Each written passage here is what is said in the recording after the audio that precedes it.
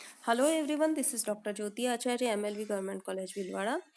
Today we are going to study about managerial personnel, and first I would like to explain about definition and meaning of key managerial personnel and managerial personnel. आज हम प्रबंधकीय पदाधिकारी या कार्मिक के बारे में अध्ययन करने जा रहे हैं और सबसे पहले हम पढ़ेंगे परिभाषा और अर्थ मुख्य प्रबंधकीय प्राधिकारी तथा प्रबंधकीय पदाधिकारी का। कंपनी अधिनियम में मुख्य प्रबंधकीय पदाधिकारी या कार्मिक पद को परिभाषित किया गया है। दैट मीन्स की मैनेजरियल पर्सनल और KMP को परिभाषित किया गया है। इस अधिनियम के अनुसार मुख्य प्रबंधकीय कार्मिक पदाधिकारी से तात्पर्य निम्नांकित से है। वो कौन कौन है? फर्स्ट है मुख्य कार्यपालक या कार्यकारी अधिकारी अथवा प्रबंध संचालक अथवा प्रबंधक। सेकंड है कंपनी सचिव। थर्ड है पूर्णकालिक संचालक। फोर्थ है मुख्य वित्तीय अधिकारी और फिफ्थ है ऐसा अन्य अधिकारी जो निर्धारित किया जाए। तो इसको की मैनेजरियल प्रोसेस कहा जाता है इनको, और यह उल्लेखनीय है कि कोई भी कंपनी प्रबंध संचालक एवं प्रबंधक में से किसी एक ही प्रबंधकीय पदाधिकारी की नियुक्ति कर सकती है। किसमें से? किन दो में से? प्रबंध संचालक एवं प्रबंधक में से। मैनेजरियल डायरेक्टर या फिर मैनेजर में से एक की नियुक्ति एक पदाधिकारी प्रबंधकीय पदाधिकारी की नियुक्ति कर सकती है। इन दोनों की कभी भी एक साथ एक ही कंपनी में नियुक्ति नहीं की जा सकती है। और यह बात भी ध्यान देने लायक है कि किसी भी कंपनी द्वारा प्रबंध संचालक या प्रबंधक अथवा पूर्णकालिक संचालक को कंपनी का मुख्य कार्यपालक अधिकारी, चीफ एग्जीक्यूटिव ऑफिसर और CEO नियुक्त किया जा सकता है।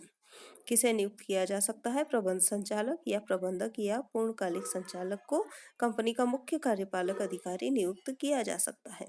यहाँ स्पष्ट कर लेना आवश्यक है कि मुख्य प्रबंधकीय पदाधिकारी तथा प्रबंधकीय पदाधिकारी दो पृथक पृथक शब्द हैं या अभिव्यक्त किया गया है। तो मुख्य प्रबंधकीय पदाधिकारी अधिक व्यापक अभिव्यक्ति है। इस अभिव्यक्ति में जो हमने ऊपर 5 ये जो पदाधिकारी बताए हैं उनको सम्मिलित किया जाता है, और दूसरी ओर प्रबंधकीय पदाधिकारी शब्द कुछ संकुचित अभिव्यक्ति है, जिसमें से किन पदाधिकारियों को सम्मिलित किया जाता है? एक तो प्रबंध संचालक या प्रबंधक को, दूसरा है पूर्णकालिक संचालक और तीसरा है अन्य संचालक को। तो ये तीनों जो कहलाते हैं वो प्रबंधकीय पदाधिकारी में सम्मिलित किया जाता है। अब हम देखते हैं कि प्रबंध संचालक किसे कहते हैं। कंपनी अधिनियम के अनुसार प्रबंध संचालक से तात्पर्य किसी ऐसे संचालक से है जिसे कंपनी के अंतर नियम अथवा कंपनी के साथ हुए किसी ठहराव अथवा कंपनी की साधारण सभा में अथवा संचालक मंडल की सभा में पारित किसी संकल्प के आधार पर कंपनी के कार्यकलापों के प्रबंध संबंधी सारवान शक्तियां प्रदान की गई हैं तथा इसमें प्रबंध संचालक की हैसियत रखने वाला कोई संचालक भी सम्मिलित है, चाहे उसे किसी भी नाम से पुकारा जाता है।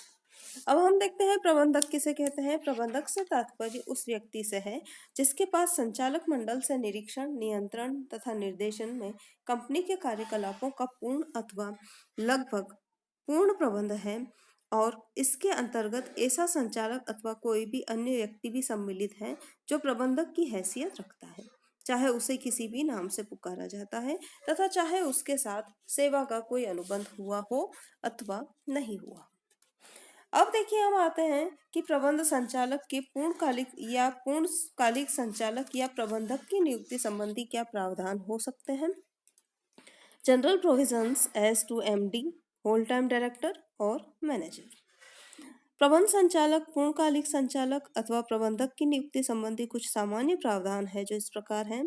फर्स्ट है प्रबंध संचालक तथा प्रबंधक में से एक की नियुक्ति। प्रत्येक कंपनी प्रबंध संचालक तथा प्रबंधक में से किसी एक पद पर नियुक्ति कर सकती है। कोई भी कंपनी एक ही समय पर प्रबंध संचालक एवं प्रबंधक की नियुक्ति नहीं कर सकती। नेक्स्ट है नियुक्ति की अधिकतम अवधि। कोई भी कंपनी किसी व्यक्ति को प्रबंधक संचालक अथवा प्रबंधक तथा पूर्णकालिक संचालक के पद पर एक साथ 5 वर्षों से अधिक की अवधि के लिए नियुक्त नहीं कर सकती है। नेक्स्ट है पुनर्नियुक्ति। कोई भी कंपनी अपने प्रबंध संचालक अथवा प्रबंधक की पुनर्नियुक्ति कर सकती है, किंतु ऐसी पुनर्नियुक्ति उसके वर्तमान कार्यकाल के समाप्त होने के 1 वर्ष से पूर्व नहीं की जा सकती है। नेक्स्ट है न्यूनतम एवं अधिकतम आयु।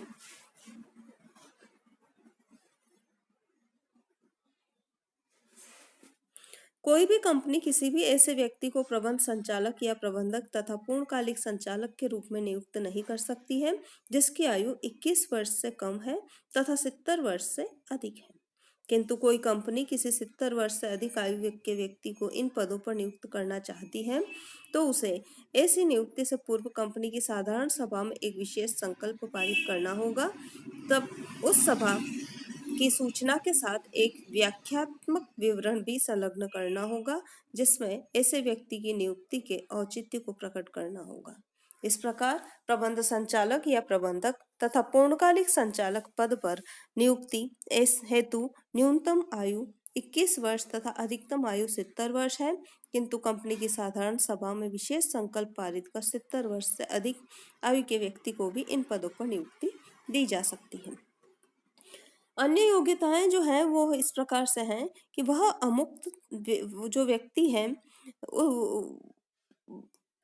वो व्यक्ति अमुक्त दिवालिया है अथवा उसे किसी समय दिवालिया घोषित किया गया हो उसने तो वो अयोग्यता मानी जाएगी। और अगर उसने अपने लेनदारों के भुगतान को रोका हो अथवा भुगतान को रोकता है अथवा किसी समय पर लेनदारों से समझौता या कंपोजिशन किया है तो भी इससे अयोग्य माना जाएगा। और अगर वह व्यक्ति किसी न्यायालय द्वारा किसी अपराध के लिए दोषी किया गया हो तथा 6 माह से अधिक अवधि के लिए कारावास की सजा दी गई हो तो भी वह इस पद के लिए अयोग्य माना जाएगा। अब धारा 197 तथा अनुसूची 5 के प्रावधानों के अधीन नियुक्ति किस प्रकार की जाती है। प्रत्येक कंपनी प्रबंध संचालक या प्रबंधक तथा पूर्णकालिक संचालक की नियुक्ति धारा 197 तथा अनुसूची 5, ये जो 5 हैं ये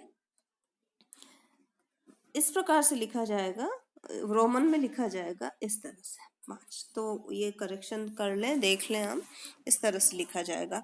तो अनुसूची 5 के प्रावधानों के अधीन पालन करते हुए ही नियुक्ति की जाएगी। और यह उल्लेखनीय है कि अनुसूची 5 में 5 खंड हैं। प्रथम खंड में नियुक्ति की शर्त का उल्लेख है, जबकि द्वितीय खंड में पारिश्रमिक की अधिकतम सीमा का उल्लेख है। और कोई भी कंपनी इन शर्तों का पालन करते हुए उसमें उल्लिखित सीमा में पारिश्रमिक पर किसी भी व्यक्ति प्रबंध संचालक या प्रबंधक तथा पूर्णकालिक संचालक के रूप में नियुक्ति कर सकती है तथा उसके लिए केंद्रीय सरकार से अनुमति लेने की आवश्यकता नहीं पड़ती है। नेक्स्ट है संचालक मंडल द्वारा साधारण सभा के अनुमोदन की शर्त पर नियुक्ति। प्रबंध संचालक या प्रबंधक तथा पूर्णकालिक संचालक के पद पर संचालक मंडल की सभा द्वारा नियुक्ति की जा सकती है तथा उस नियुक्ति की शर्तें एवं पारिश्रमिक को उसी सभा द्वारा अनुमोदित किया जा सकता है। ऐसी दशा में ऐसी नियुक्ति तथा उसकी शर्तें एवं पारिश्रमिक का अनुमोदन कंपनी की आगामी साधारण सभा द्वारा संकल्प पारित कर करना आवश्यक होता है।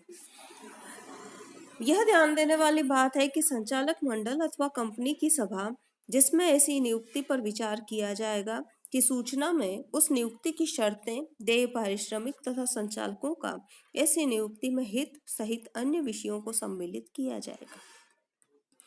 नेक्स्ट है केंद्रीय सरकार द्वारा अनुमोदन। यदि नियुक्ति की शर्तें तथा देय पारिश्रमिक अनुसूची 5 में उल्लिखित शर्तों एवं सीमाओं से भिन्न है तो उस नियुक्ति का अनुमोदन केंद्रीय सरकार से कराना होगा। नेक्स्ट है नियुक्ति की विवरणी। नियुक्ति करने पर कंपनी को निर्धारित प्रारूप में नियुक्ति के 60 दिनों के भीतर नियुक्ति की विवरणी रजिस्ट्रार के पास फाइल करनी होगी। MCA द्वारा अधिसूचित नियमों के अनुसार नियुक्ति की विवरणी फॉर्म नंबर MR1 में नियुक्ति के 60 दिनों में रजिस्ट्रार के पास निर्धारित शुल्क के साथ फाइल की जाएगी।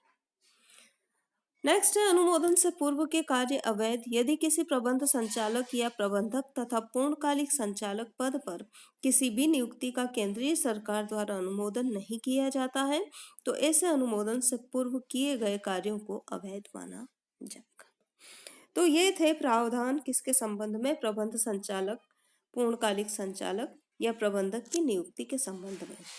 आज का हमारा टॉपिक यहीं समाप्त होता है। Thank you.